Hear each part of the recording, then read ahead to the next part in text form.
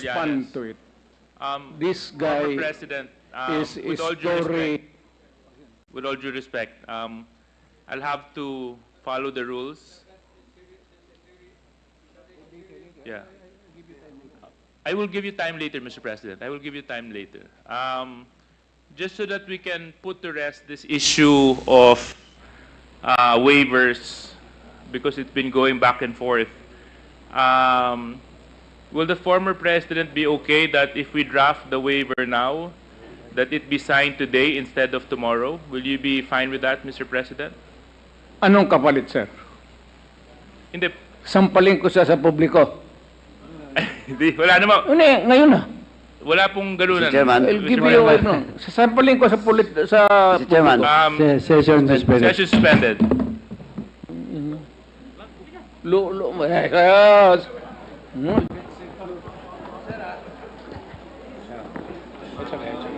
Sabi Order, please. Order.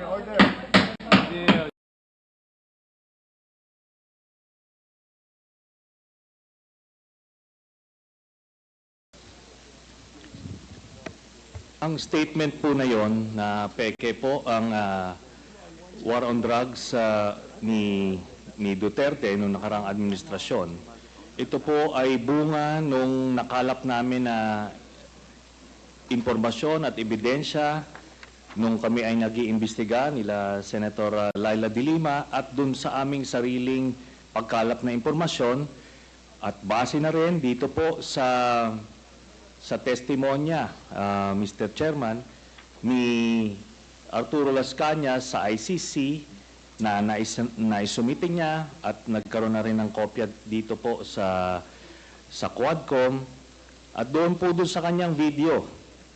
Sinabi niya po na ginagamit lang ang war on drugs ni Duterte para takutin ang sambayan ng Pilipino at takutin ang iba't ibang sektor ng lipunan para hindi siya paghinalaan dun sa kanyang sariling involvement sa illegal drugs.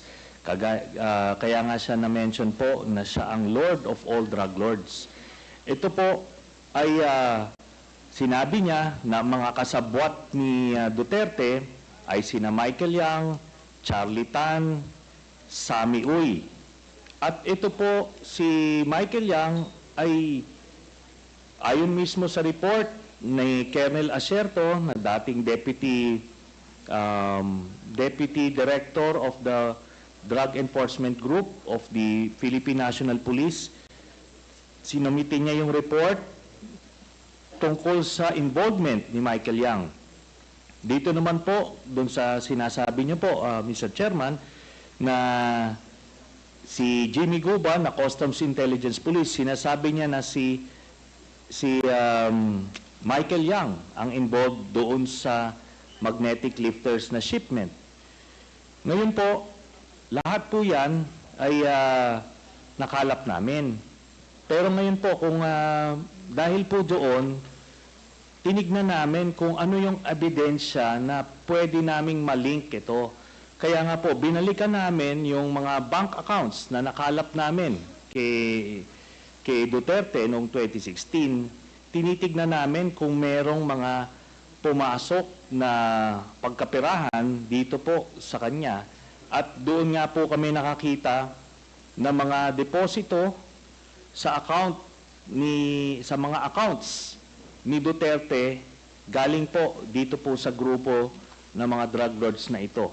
At kung papayagan po, Your Honor, meron po akong PowerPoint presentation para po makita po nila kung ano yung sinasabi ko na money trail, paper trail dito po sa drug proceeds ni Mr. Duterte and his family. How many minutes will be your presentation? Ano lang po yan? 5 slides lang po ito. Pero I will focus on the last slide lang ho. Sige, Mr. Chairman. Sige, go ahead, Mr. Trillanes. So, ito po ang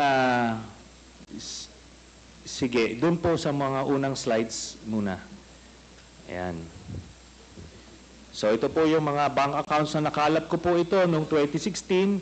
Tapos ito po ay na-validate na ng ombudsman na kaparehas nga nung naisumite ng AMLAC sa kanila. Kaya ano po tayo, kumpiyansa po tayo sa provenance nitong dokumentong ito. So, sige po, next slide. Ito po yung mga iba't ibang mga pumasok na pagkapirahan kay accounts ni Duterte. Tapos, sige po, next slide. Ayan. So, ang total po ng mga credits na pumasok ay 2.4 billion. No?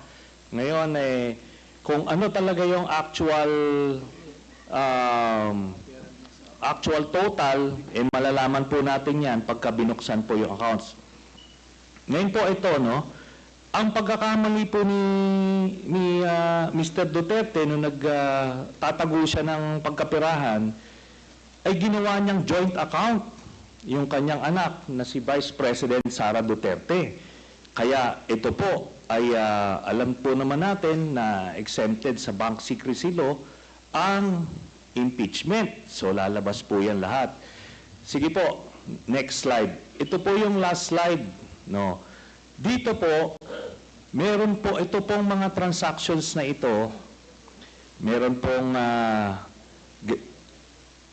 kay Vice President Sara, meron po kay Duterte, meron po kay Baste Duterte, meron kay Pulong Duterte, at meron po kay Hanilet Abansenya. Ito pong mga ito ay mga manager's checks under their name na ang origin po ng account ay yung isa dun sa mga drug lords na minention ni Las Cañas na si Sammy Uy. Ito po, ano ito? Siguro noong mga panahon na yan, 2011 to 2013, medyo kumpiyansa sila sa kanilang mga gawain, kaya may physical na checks, no? Pero after that, ang mga deposito diretso na sa account, so wala nang paper trail. Pero makikita natin dito yung pattern po, Mr. Chairman. Nagdidibidendo yung drug lord doon sa pamilya nila Duterte tuwing October at April, no? Kaya sunod-sunod po yan. And by the way, makikita po natin si Vice President Sara, meron po siyang 2 checking in-encash dyan under her name, manager's checks. Tapos ito po ay while she was mayor, no? Kaya yan ay direct bribery, no? Tapos proceeds of the illegal drug trade. Ito po ang naging pruweba natin. Kaya nung cross match po namin yung dokumento na kuha namin at dito sa mga personalidad na minention po ni Arturo Las Cañas, na-confirm namin yung kanyang istorya. Nakita niyo po dyan, si Duterte, pareha sila ng amount na in-encash, no? Tapos, itong mga anak, sila Baste Duterte, ayan po, tagte 10 million every 6 months. Kay Pulong Duterte, meron din. Ngayon po, lahat ito ay hawak yan ng mga bangko mismo. Meron silang physical copy, meron silang soft copy netong mga sinasabi na ito. Kaya hindi po yan pwedeng i-deny lang kasi alam naman natin yung mga estilo ni Duterte, mag-a-admit konti pero magde-deny to confuse everyone. Pero ito po yung smoking gun, Mr. Chairman. So, yan po, we concluded na peke talaga ito. Ginagawa niya yung war on drugs para proteksyonan niya yung sindikato niya na sina Michael Yang, Sammy Uy at Charlie Tan. So, kaya po nung sa Davao pa lang pinapatay po nila yung kompetensya. Tapos nung sila na ang presidente, ginawa nilang National Death Squad, ano, yung nangyari. Tapos si Leonardo nga po yung ginawa niyang point person.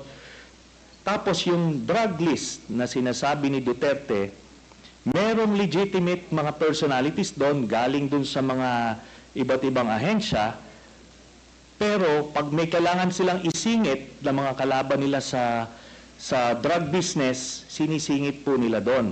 Kaya nga may mga tinutumba na mga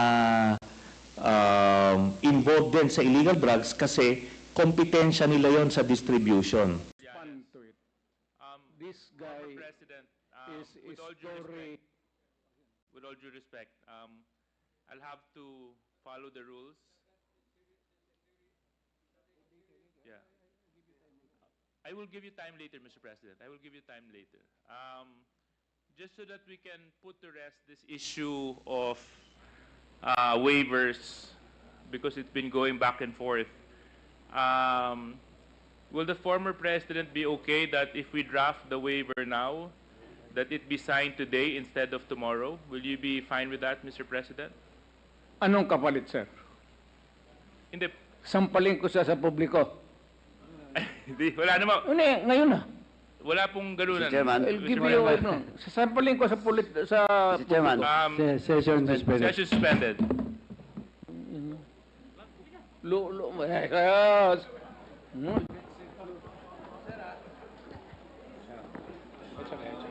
Sabi